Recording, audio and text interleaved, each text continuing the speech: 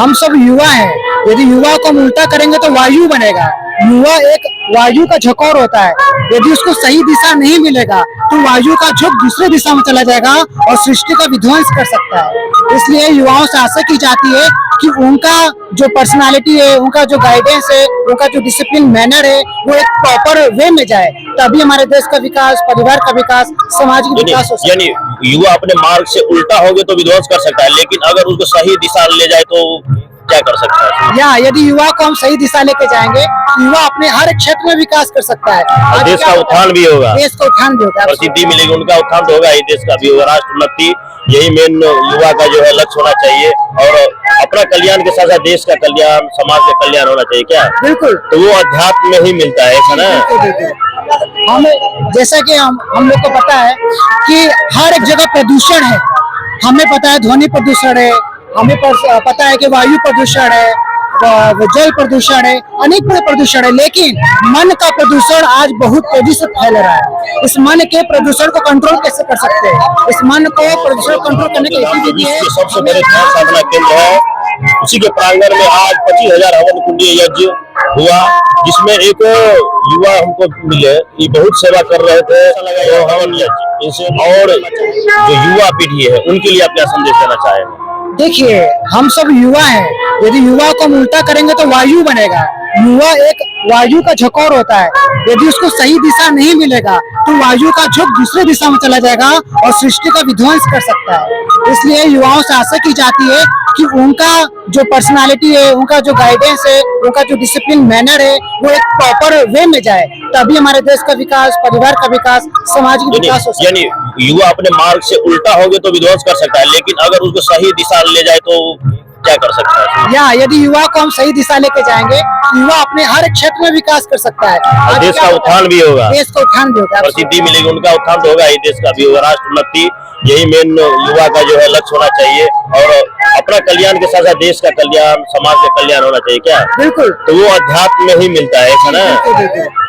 हमें जैसा कि हम लोग को पता है कि हर एक जगह प्रदूषण है।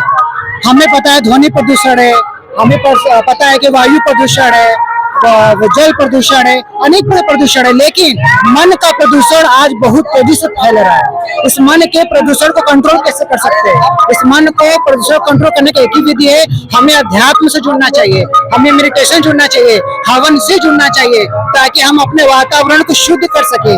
हवन से उठने वाली जो हवा होती है, ये इसमें अनेकों जड़ी बूटियां होती ये बहुत बड़ी बात कही है। सरकार और समाज भी हमेशा प्रदूषण मुक्त करने का सोच रहे हैं और बहुत सारी योजनाएं चला रहे हैं कि प्रदूषण मुक्त हो, वायु प्रदूषण, ध्वनि प्रदूषण, जल प्रदूषण, लेकिन मन जो प्रदूषित हो रहा है उस पर कोई नहीं काम कर रहे हैं। उसको ये बहुत बड़ी बात बोले हैं। तो मन प्रदूषण को खत्म करने के लिए जो हमारे मन दूषित है, जितना भी सारी समस्याएं उत्पन्न हो रही है, कहीं न कहीं इसका पीछे के कारण मन का ही दूषित हो रहा है ना। इसी को साफ करने के लिए कहीं ना अध्यात्म आना चाहिए, सदगुरु की शरण में आना चाहिए। आपका कहना यही है ना? बिल्कुल बिल्कुल, हमारा यही कहना है, क्योंकि जब तक हम आध्यात्म की शरण में नहीं आएंगे, जब तक प्रकृति से जुड़ेंगे नहीं, हमारा आत्मिक और भौतिक कल्याण नहीं हो सकता है। हमें आध्यात्मिक और भौतिक दोनों चाहिए। सिर्फ भौतिक कल्याण से हमें कुछ नहीं मिल सकता। आज क्या होता है, पैसा तो हमारे पास बहुत है, लेकिन हम हेल्दी और मेंटली डिसिप्लिन वे में नहीं है, हम अनहेल्दी है, जिसकी वजह से अनेक समस्याएं हमारे पास आ रही है।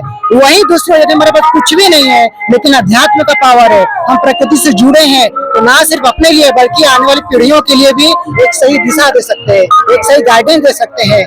आप देख सकते हैं कि अनेकों जो प्रदूषण होता है उससे हमारे हार्ट पे, हमारे मन पे बहुत ज्यादा प्रभाव पड़ता है, लेकिन हवन से उठने वाली धुआएं हमारे लिए, हमारे मन के लिए, हमारे सूक्ष्म रूप से जो तरंगे होती हैं, आपको पता है कि मंत्र के उच्चारण से अनेकों वैज्ञानिक कार्य होते हैं जो हमारे मन मस्तिष्क पे काम करता है। ध्वनि तरंगे तो इसमें बहुत ढेर सारे फायदेमंद होते हैं। आपको हम दिखाना चाहेंगे कि ये मैं नहीं कर रहा हूँ, WHO बोलता है इस हवन सामग्री में एक नहीं अनेकों जड़ी बूटियां पाई जाती है। जैसा कि आप देख सकते हैं, हवन से लाभ क्या होता है देख सकते हैं। सर्वश्रेष्ठ शुभ कर्म है, भौतिक शुभ कामनाओं की पूर्ति होती है, वातावरण की शुद्धि भी होती है, वृष्टि में सहायक, मतलब बारिश होने में भी सहायता करता है हवन यज्ञ। शारीरिक लाभ भी है, संक्रामक रोग जो सूक्ष्म रूप से आता है हमारे मन में, वो हमारे मन में आने से पहले विनष्ट हो जाता है, खत्म हो जाता है।